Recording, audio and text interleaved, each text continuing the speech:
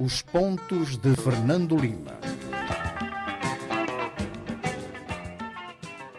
Boa noite, rádio ouvintes e telespectadores. Cá estamos nós para mais um Pontos de Fernando Lima. Falamos em direto dos estúdios da Rádio Savana 100.2. Este é o primeiro programa de 2021, onde habitualmente fazemos a resenha do que se passou no ano anterior, que é 2020. É um programa que pode também ler na versão impressa no nosso diário Mediafax, também baixar no YouTube. Fernando Lima, boa noite. Cá estamos nós para o primeiro programa de 2021. Boa noite.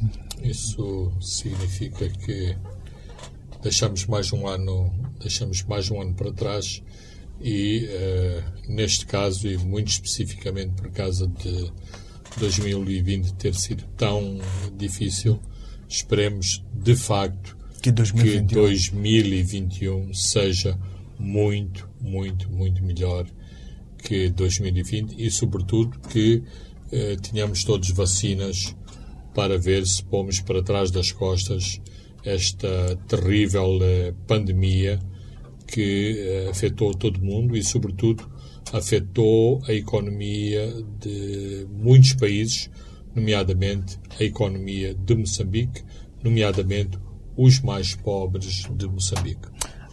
Quando fazemos a resenha de 2020, habitualmente também o nosso comentador escolhe a sua figura que ele marcou pessoalmente no ano 2020 e desta escolheu o Bispo de Pemba. Eu tentei ver e tentei escrutinar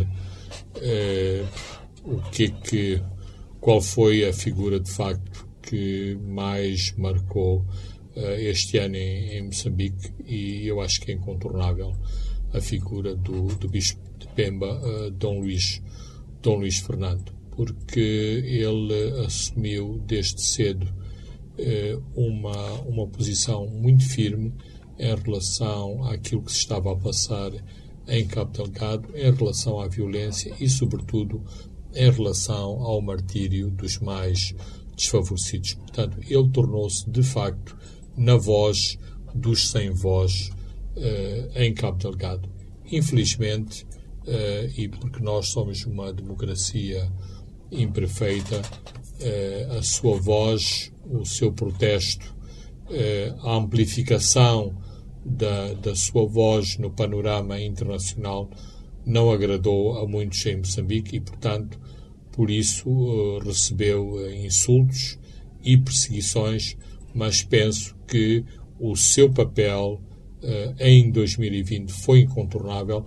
Eu espero que continue forte e inabalável no seu cometimento em defender os moçambicanos e em defender os moçambicanos nesta parte específica do nosso território nacional.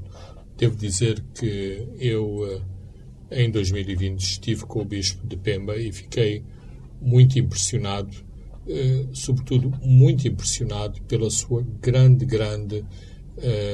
modéstia e a sua disponibilidade total em relação à causa de Cabo Delgado. É, de facto, uma figura que impressiona muito e impressiona pela sua humildade e pela sua modéstia, e precisamos de líderes com este perfil, modestos, humildes e com um cometimento total à causa do país e do seu povo. E para travar um pouco estes ataques de que Fernando Lima se referia, teve que haver pelo meio um telefonema do Papa ao Bispo.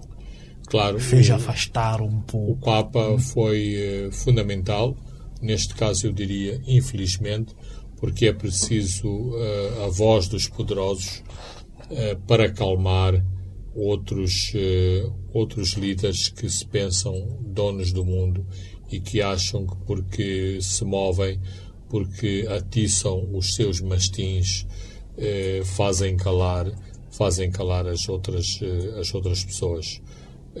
Nós aqui procuramos ter o nosso papel, chegamos onde chegamos, com os nossos meios muito modestos, mas amplificamos também, através da admiração que estamos a expressar em relação ao Bispo de Pemba, aqueles que de facto nos marcaram num ano tão difícil como foi 2020. Muito bem, Fernando Lima, vamos olhar mês a mês, assunto em assunto, mas vamos elencar aqui os principais que marcaram este ano de 2020.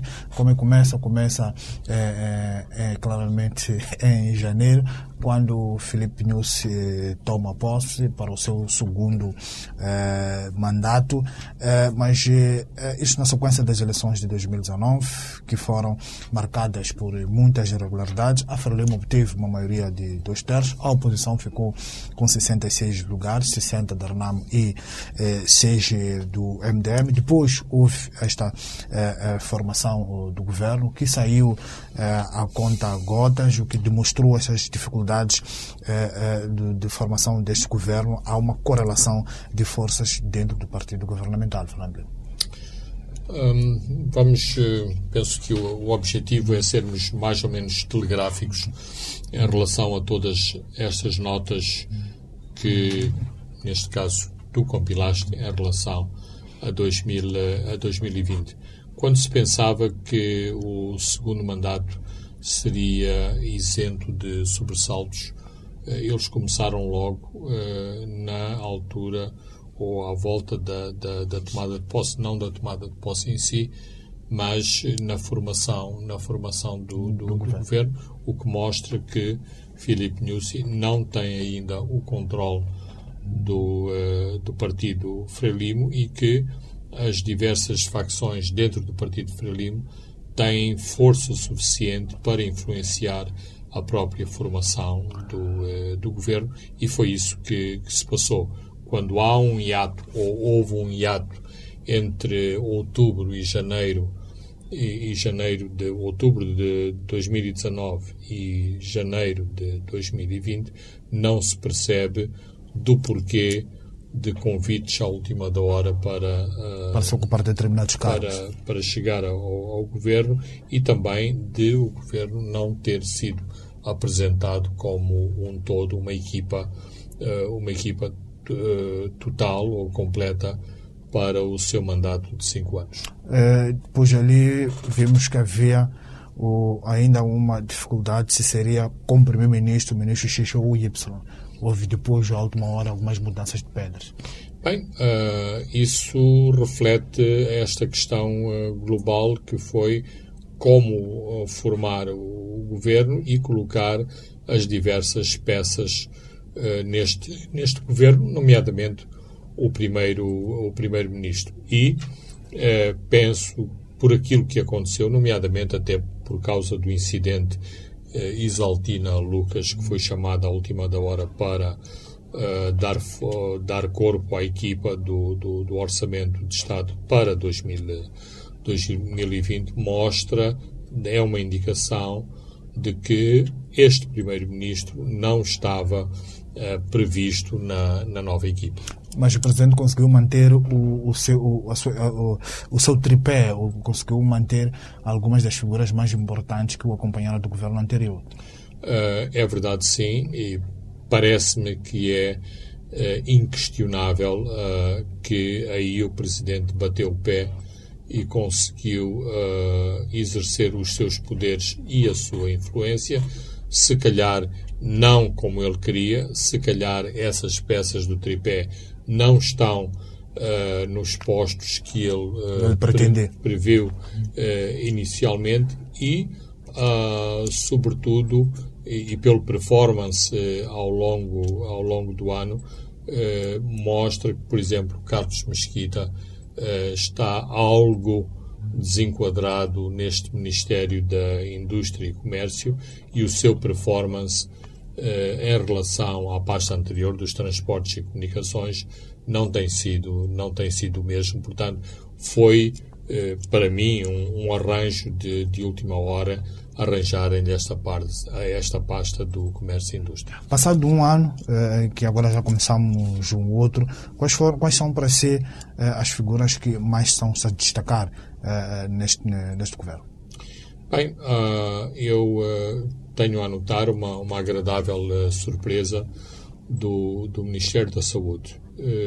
Parece-me que ele tem estado muitos furos acima dos seus colegas no governo, quando também tem pela frente uma tarefa extremamente complexa e extremamente sinuosa. Ou seja, ele teve que enfrentar uma pandemia que ele próprio desconhecia os seus contornos. E, portanto, quando todos nos movimentamos um pouco no escuro e às apalpadelas, e não foram apenas os moçambicanos, todo o mundo esteve nestas circunstâncias, e não obstante o Ministro da Saúde de Moçambique ser escurado por uma comissão científica que, quanto a mim, também tem feito um bom papel, nomeadamente com muita moderação, embora tenha havido aquela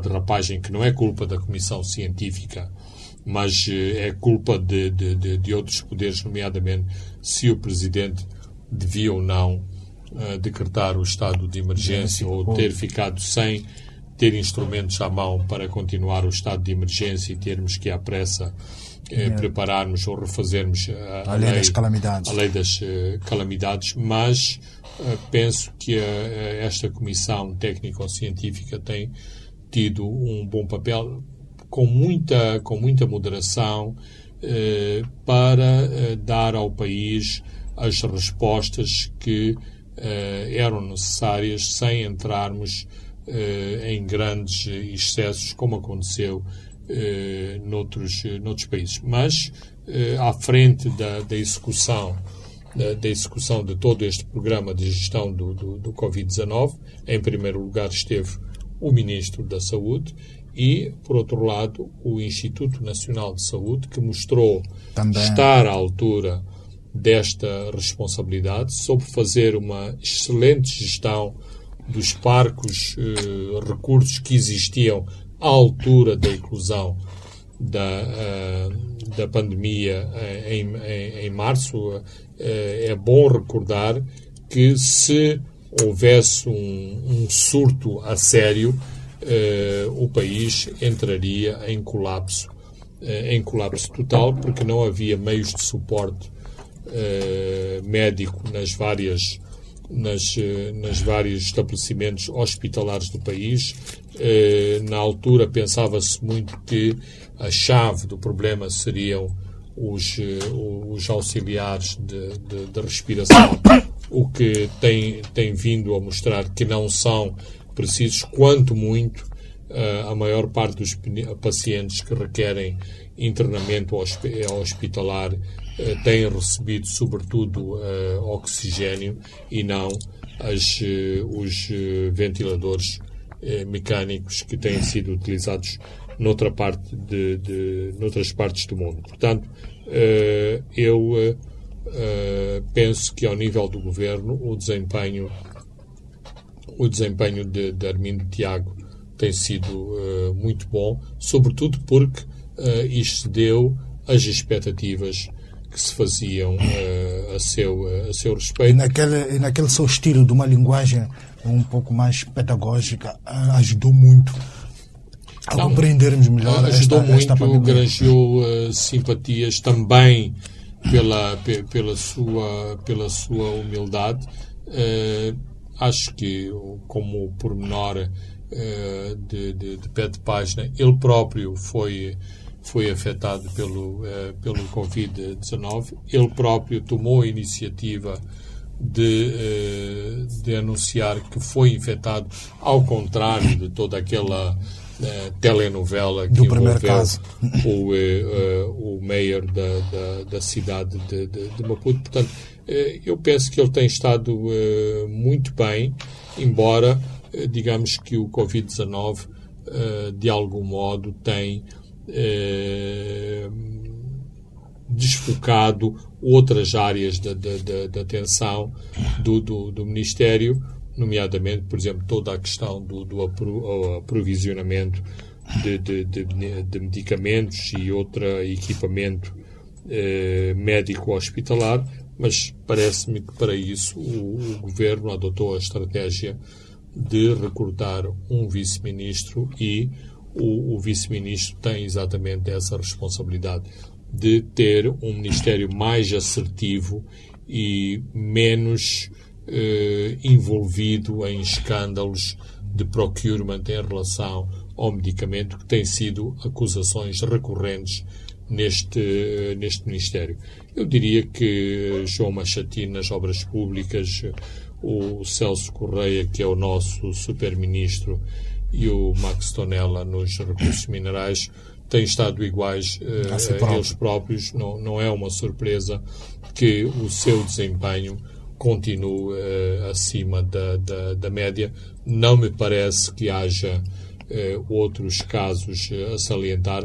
Antes, pelo contrário, há alguns titulares a este nível que mais tarde ou mais cedo poderão ser abrangidos por uma remodelação ministerial. Espero bem que não pelos motivos que são invocados em relação ao Ministro da Ciência e Tecnologia, nomeadamente da sua suposta militância na RENAM, como se fosse um pecado ter no passado pertencido à RENAM. E do lado feminino do governo,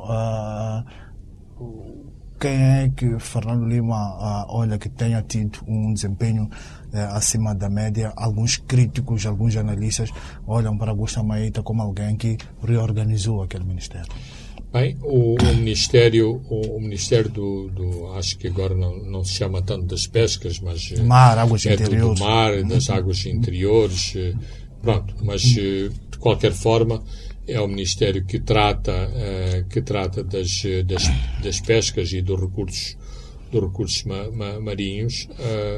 A Augusta Maíta, como já tinha demonstrado à frente do Instituto das Calamidades Naturais ou de combate e assistência aos desastres naturais, tem estado muito bem à frente deste Ministério, tomando inclusive medidas muito pouco recomendadas ou muito pouco ao estilo da atual Frelimo, que procura sempre o recurso ao populismo para tomar determinadas medidas de fundo. Estou-me a lembrar esta situação da veda extrema que foi decretada em relação ao camarão, mas é assim, a ministra, que não é nenhuma especialista em pesca e recursos marinhos, tem à sua frente os relatórios sobre a escassez de determinadas espécies marítimas, e estas decisões ou se tomam ou não se tomam. Ou seja, houve muitos abusos ao longo dos anos e ela está um pouco a lutar contra a corrente, pondo algum travão em alguns desmandos. Neste país é recorrente que a pobreza explique tudo. Ora, a pobreza não pode explicar a verdadeira tragédia que é a população usar redes mosquiteiras para se dedicar à pesca. Porquê? Porque a população não se apercebe que, ao utilizar a rede mosquiteira, está inclusivamente a impedir que os juvenis se transformem em peixes adultos, isto para falar assim uma linguagem muito corrente. Ou seja, a própria população está a agir contra os seus próprios interesses, porque está a prevenir a formação de cardumes com muito mais proteína ao, portanto, fazer capturas de peixes na sua fase juvenil. Ora, isto é um fenómeno nacional, ou seja, por um lado temos este programa que é apoiado pela comunidade internacional, que é lutar contra a malária. Lutar contra a malária como?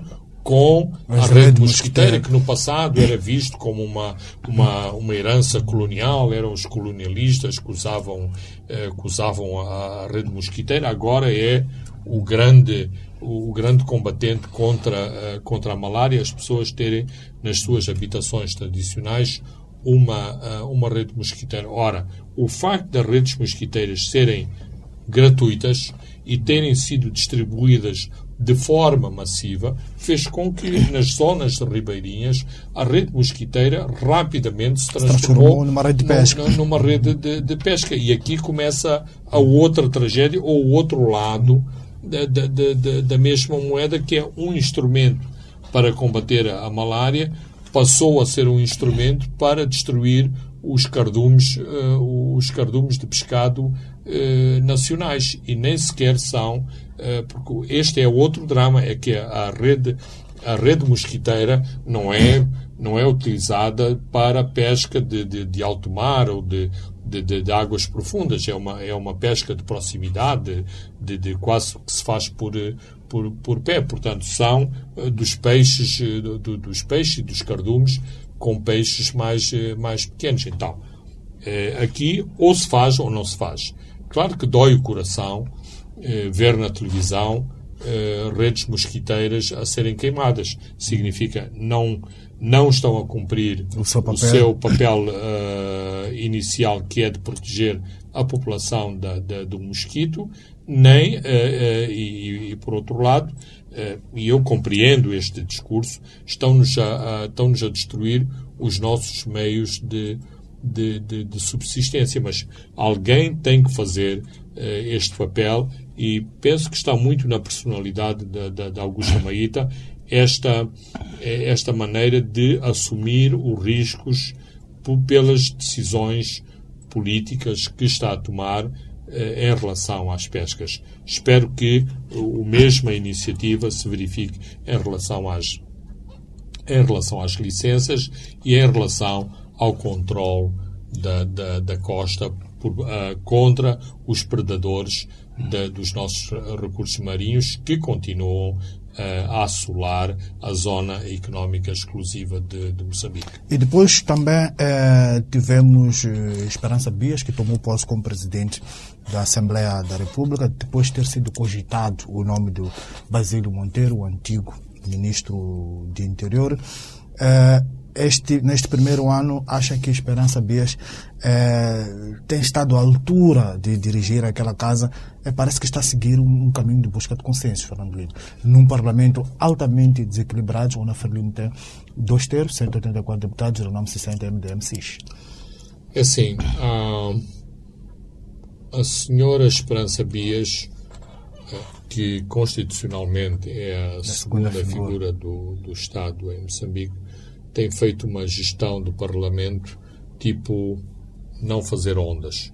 Ou seja, o seu papel é não causar agitação, não causar controvérsia, mas digamos que à partida o seu papel também está muito facilitado. Porquê?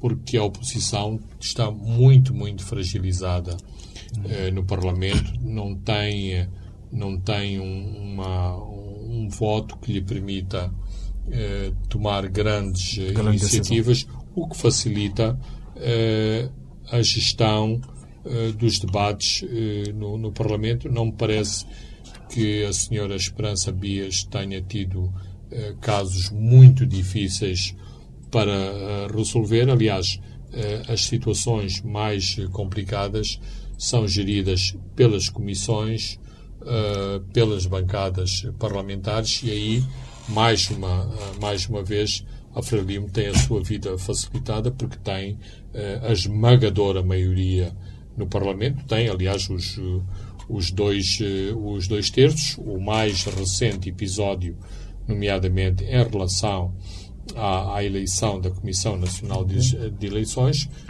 mostra isso mesmo. Não só confortavelmente elegeu as pessoas que quis, como mandou eleger as pessoas também que quis. Deputados não. As pessoas que o grupo parlamentar escolheu, influenciou as escolhas na sociedade civil e influenciou, para utilizar este termo brando, influenciou as escolhas dos outros partidos sobre quem deveria estar na Comissão Nacional de Eleições. Ou seja, isto mostra o poder que a Frelimo dispõe neste Parlamento. Ora, isto, no fim do dia, facilita muito o trabalho de Esperança Bias. Depois, Fernando Lema, tivemos a 11 de fevereiro o falecimento de Marcelino dos Santos, um dos fundadores da Frente de Libertação de Moçambique, que faleceu, perdeu a vida aos 90 anos de idade. É um nacionalista convicto, mas também tem o seu lado controverso durante o seu percurso. Bem, eu acho que Moçambique está a chegar àquela fase que se vai libertando dos libertadores.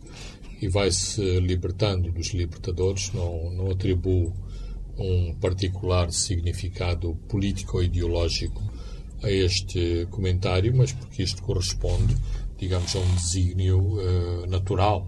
Todos nós que vivemos e que andamos por cá, teremos num determinado momento que ir para o outro lado, se é que existe outro lado. De qualquer forma, Marcelino dos Santos é uma figura incontornável do nacionalismo moçambicano, não porque é preciso fazer este chavão, mas porque ao movimento de libertação de Moçambique, se há um nome que, sobretudo internacionalmente, é associado à iniciativa da libertação de Moçambique, esse nome, mesmo que os seus detratores não gostem, esse nome é incontornavelmente Marcelino dos Santos. Ele foi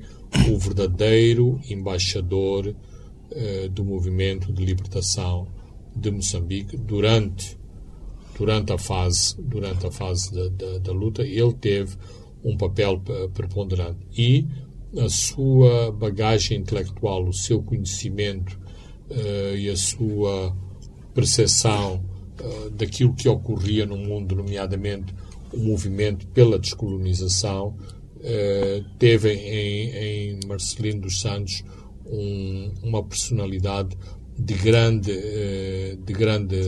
relevo. Há muitos que associam Marcelino dos Santos a um determinado radicalismo, a uma facção mais radical do movimento de libertação. Não deixa de ser verdade.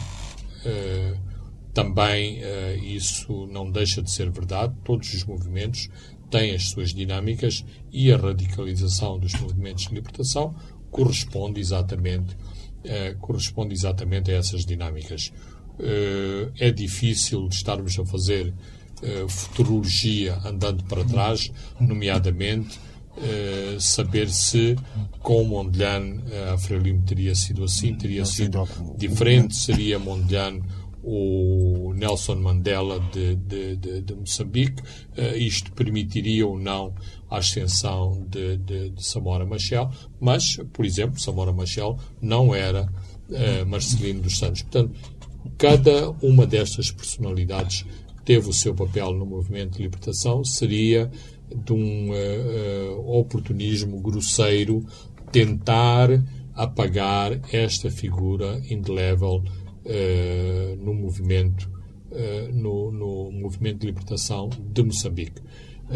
Sim, é verdade que há toda uma série de controvérsias em relação à sua vida pessoal, nomeadamente aos seus últimos anos de vida. Mas, em última, não porque estas coisas devem ser apagadas, devem ser contornadas, mas tudo o que ele fez e que ele simbolizou é demasiado grande para nos ficarmos apegados a apenas, digamos, aqui presos ou encalhados nestes pecados menores de Marcelino dos Santos, nomeadamente a sua vida pessoal. E também no mesmo mês, só para fecharmos o intervalo, perdemos Mário da Graça Machungo, que foi o primeiro-ministro de Moçambique. Não só foi o primeiro-ministro, que não tinha poderes constitucionais para ser aquele primeiro-ministro De facto. que todos conhecemos noutros países. O primeiro-ministro em Moçambique é um coordenador das ações governativas, mas ele, de facto, teve muitos dos poderes tradicionais dos primeiros ministros de todo o mundo, sobretudo em aspectos de natureza económica que ele dominava com grande à vontade. Portanto, o papel dele, aliás, está muito associado a esta sua faceta na área económica. Por outro lado, ele acompanhou uma parte de viragem da economia de Moçambique, sendo ele uma pessoa que vinha inicialmente dos setores mais ortodoxos em relação à sua concepção socialista da economia de Moçambique. Ele soube compreender determinadas encruzilhadas em que o país se encontrava e fez as opções, não só as opções que me parece que foram as mais acertadas, foi avisado na forma como fez essas mudanças e foi sempre este pilar que estava pronto a escutar todos os empresários e todas as pessoas que estavam à frente dos mais diversos pelouros de natureza económica e que encontravam muitos obstáculos nas suas atividades de gestão.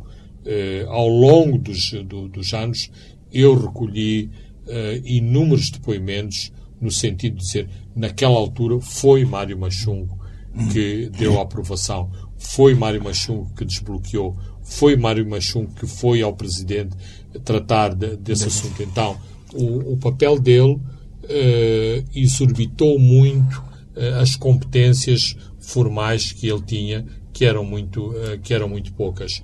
E nisso ele teve um papel muito importante na história da governação, de Moçambique. É importante também realçar que ele teve à volta dele quadros de grande capacidade, de grande sofisticação em matérias de natureza económica. Só para citar, por exemplo, o Majid Osman, que depois foi ministro das Finanças e que era uma das pessoas muito importante à volta de Mário Machungo. Muito bem, Fernando Lima, vamos a um brevíssimo intervalo e voltamos já.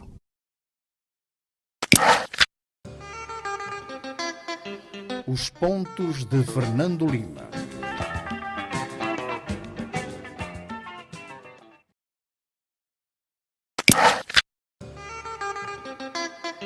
Os pontos de Fernando Lima.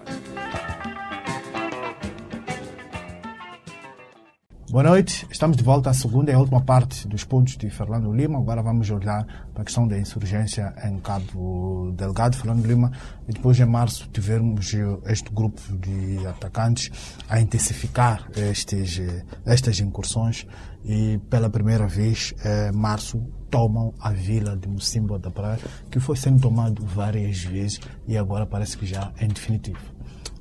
Sim, acho que em março ainda não sabíamos o que vinha aí pela frente.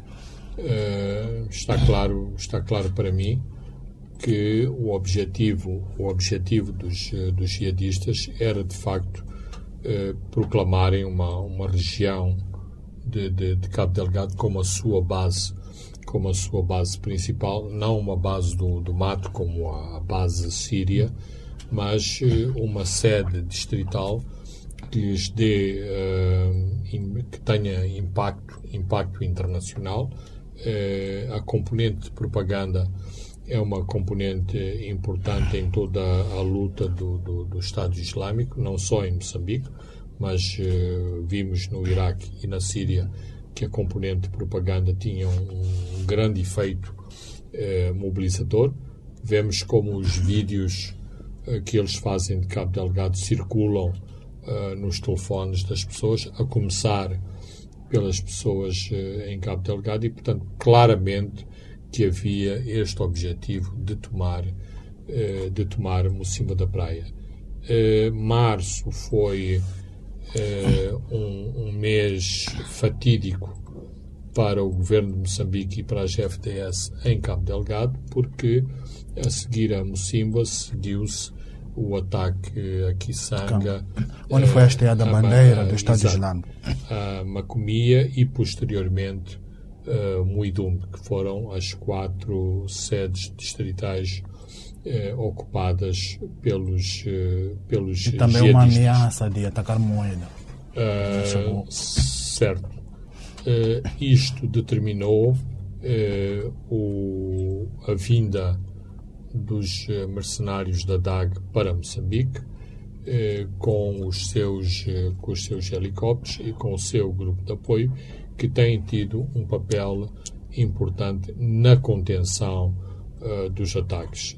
Seria difícil dizer que a DAG está a ganhar a guerra, mas tem tido um papel muito importante, tem tido uma cobertura do ar que Moçambique e as suas forças armadas não têm. Portanto, cumprem um papel em termos ofensivos que é muito importante, e, por outro lado, mesmo do ponto de vista psicológico, é importante para as forças armadas que se movimentam por via terrestre nos teatros de conflito, se sentirem que têm este apoio aéreo, não obstante ser um apoio aéreo limitado. E, portanto, em termos práticos, a intervenção da DAG veio a equilibrar mais a situação de confrontação no terreno, não obstante também ser claro que a mobilização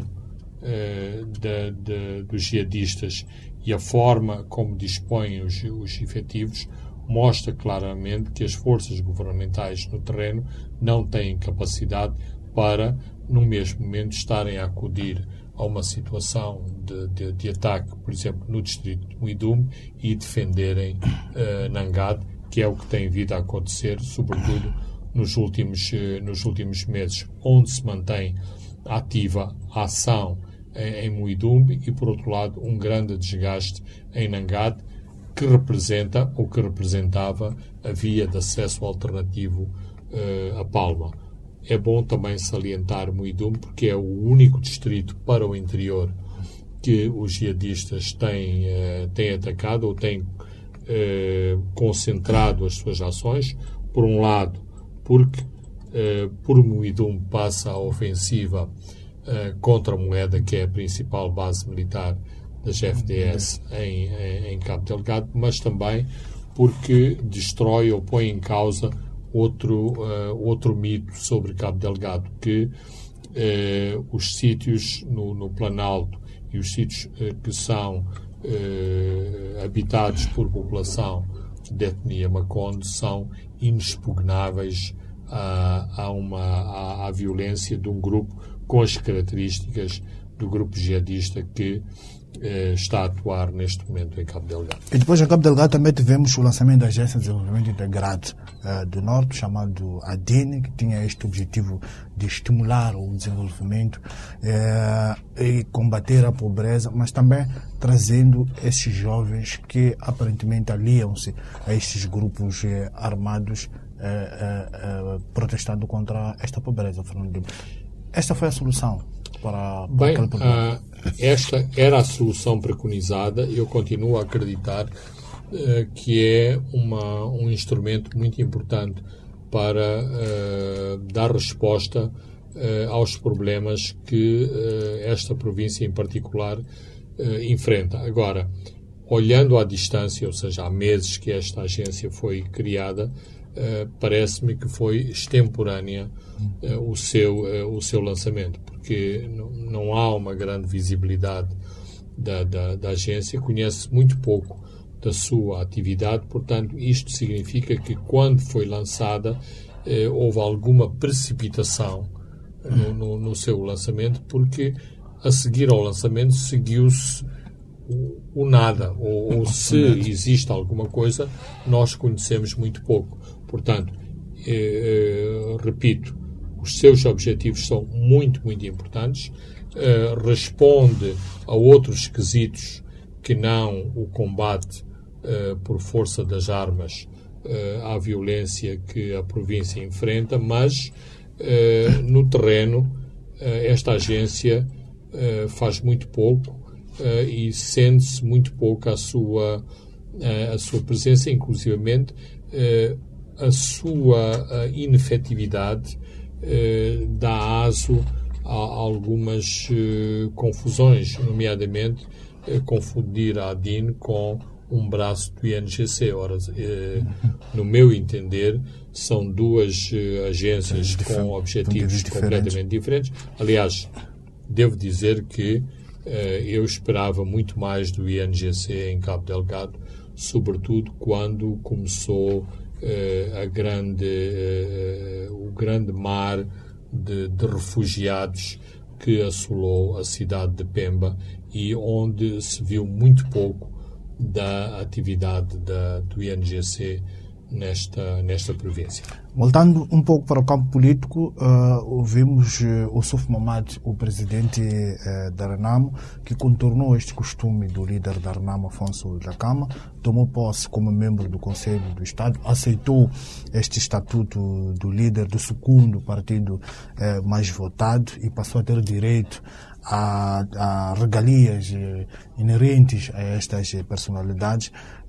Recebeu críticas de certos setores da sociedade, mas isso é normal em muitas democracias, Francisco, eu continuo perplexo com o elencar de todas estas mordomias dadas ao SUF. Ele não tem mais daquilo que está estabelecido. Isto foi negociado e foi estabelecido antes de ele ser o presidente da RENAM, antes de ele ser o presidente do partido mais votado. Neste caso, Moçambique não é uma exceção internacional.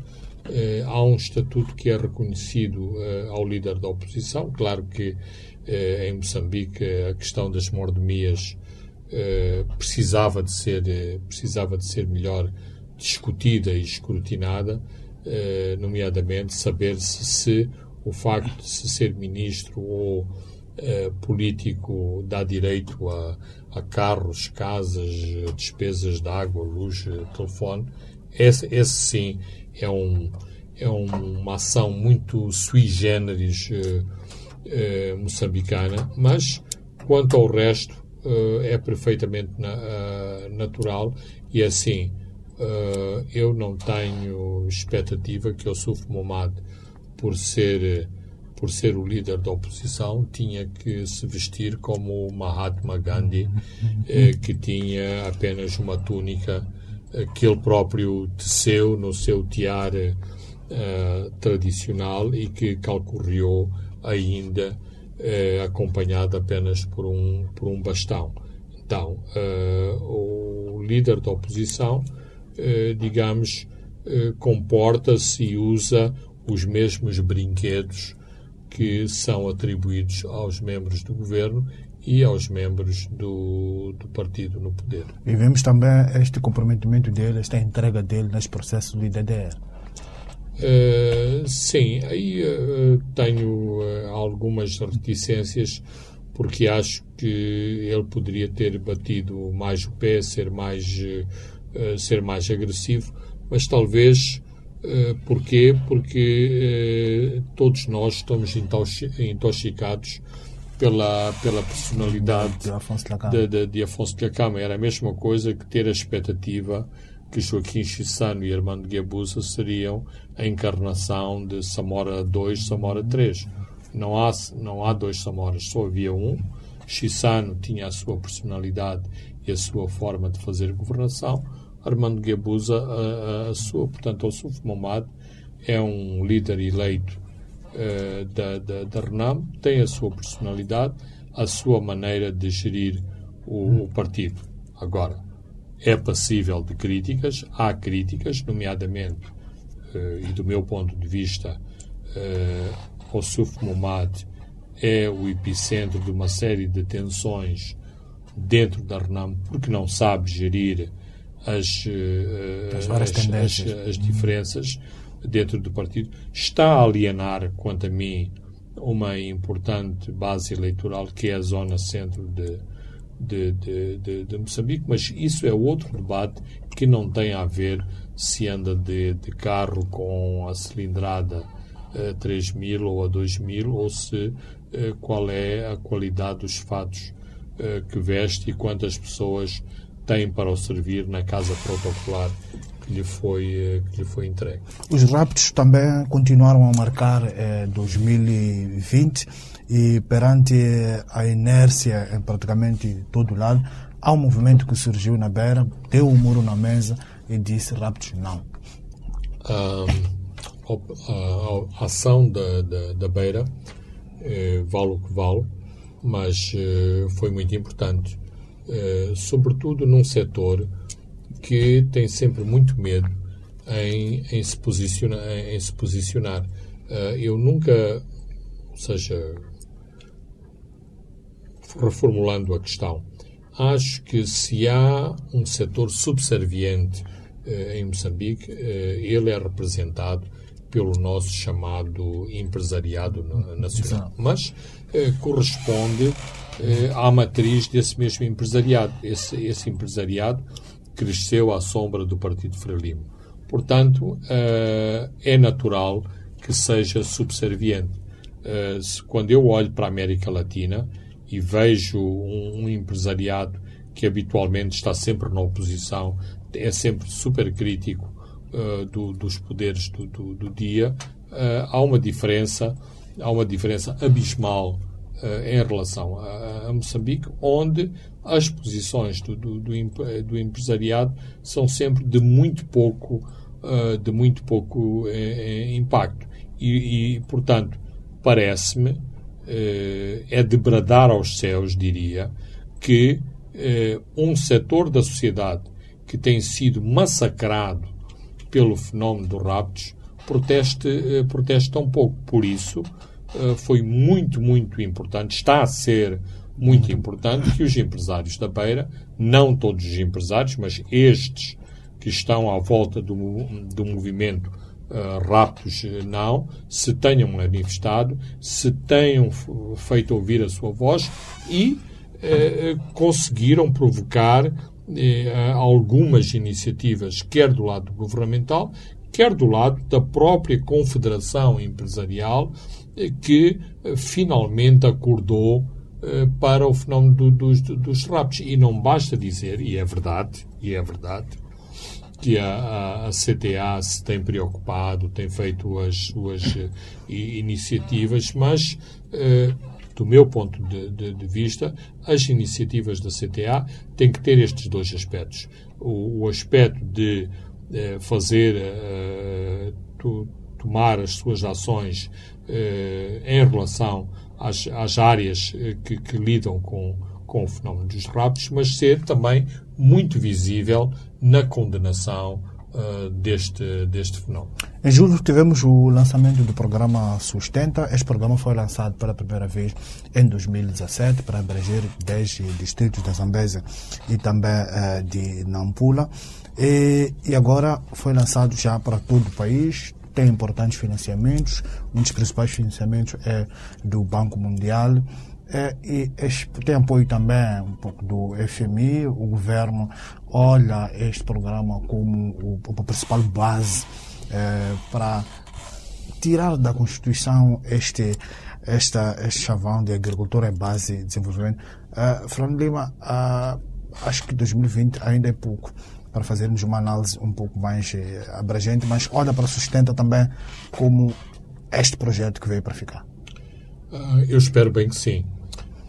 Pelos ataques políticos de que tem sido alvo e, sobretudo, pelos ataques políticos de que tem sido alvo o seu mentor, o ministro Celso Correia, eu não auguro bons dias para o Sustenta como um programa nacional de grande duração.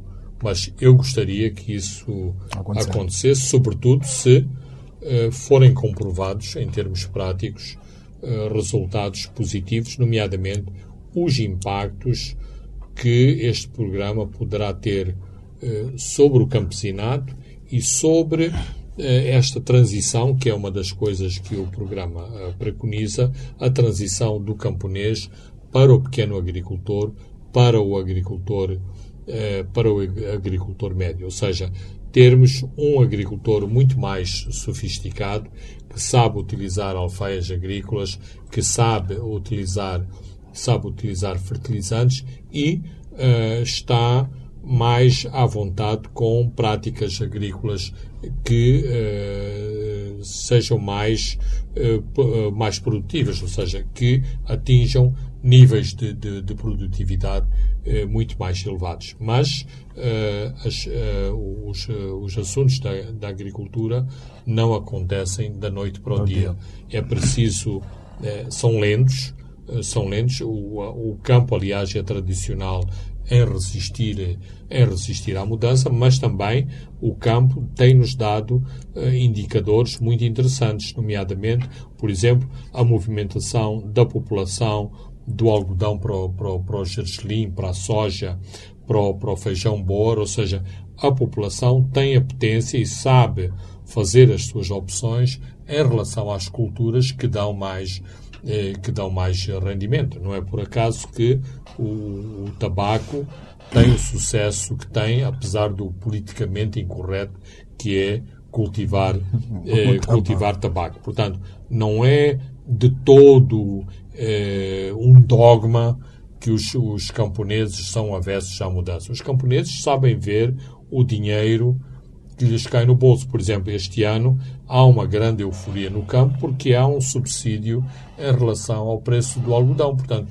não é que é preciso vir um comissário político explicar às famílias que estão a levar mais dinheiro para casa porque o algodão tem um preço aumentado. Logo, repito, a migração do algodão para o gergelim mostra que exatamente os camponeses sabem o que devem cultivar no sentido de terem mais rendimento. Mas, é assim, o rendimento não acontece amanhã. É preciso um ciclo agrário, um ciclo de colheitas para aferirmos dessas mesmas políticas. Por exemplo, eu estive há pouco tempo no Choco e toda a gente enche a boca com produtividades ao nível das 6 toneladas por hectare. Eu tenho as minhas dúvidas, mas toda a gente repete à exaustão que são as 6 toneladas, o que corresponde àquilo que o ministro está a falar. Agora, das duas, uma, ou no fim da colheita, nomeadamente estamos a falar de colheita do arroz, há as 6 toneladas, ou vamos recolher a velha prática da Frelimo e também do Ministério da Agricultura, que é martelar os números e arranjarmos umas estatísticas que mostrem que o Sustenta foi um grande sucesso. Mas, no fim do dia, os camponeses é que serão o nosso barómetro se o Sustenta está ou não está a funcionar. E fechamos, não obstante o Covid, fechamos o ano com esta conquista da Taça COSAF, consequente qualificação para o Mundial, para o africano na Mauritânia, que é o africano do futebol sub-20, Fernando Lima. Com chave de ouro, esquecemos um pouco aqueles nossos problemas que temos desde o Covid até problemas políticos. É com chave de ouro, mas este prémio e esta conquista devem nos levar a uma reflexão sobre as questões fundamentais no desporto. Eu não sei de onde é que vem este provérbio que é de pequenino que se torce o pepino. o pepino, mas é ali que nós temos que apostar. Temos que apostar no desporto escolar, na motivação dos jovens, das crianças para o desporto. Só assim é que podemos colher frutos. Fazermos estes moçambolas artificiais com subsídios que depois vão endividar outras empresas, por exemplo, porquê que a LAM tem que estar endividada porque andou a transportar abaixo do custo os futebolistas do Moçambola, quando depois as entidades do Moçambola nem sequer pagam a LAM. Então entramos aqui num ciclo vicioso, artificial, que é dizer, temos o Moçambola, que é um exemplo de unidade nacional, mas depois o Moçambola tem pés de barro.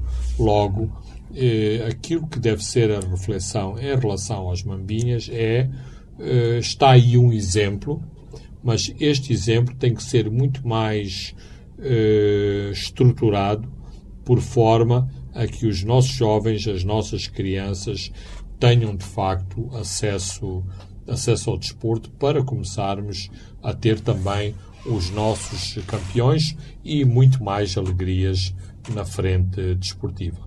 Muito bem, Fernando Lima, chegamos ao fim do nosso programa, que é o primeiro de 2021, onde fizemos uma resenha dos principais acontecimentos de 2020.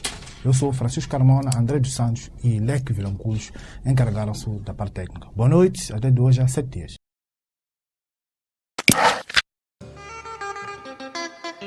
Os pontos de Fernando Lima.